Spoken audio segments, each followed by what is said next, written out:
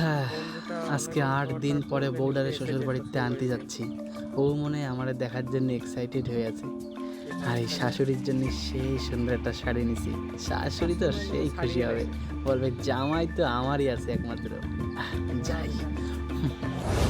আরে হ্যাঁ হ্যাঁ ঠিক, তোমার কথাটাই ঠিক আছে। কি ব্যাপার শাশুড়ি মা, বাবা, আপনারা অবাক হয়ে তাহাই রয়েছেন যে? আপনাকে মেয়ে কয়নি আজকে আমি ওরে নিতে আসতেছি? এ জামাইও কি কয়? আরে বাবা, মাইয়ে তো 2 দিন আগে তোমার সাথে দার্জিলিং বেড়াতে যাবে বলে চলিয়ে গেছে। ওরে এই জন্য আমার 2 দিন আগে মনটা কেন ফুরত ফুরত করতেছিল রে। দুদিন ঘুরে আসে আসে না।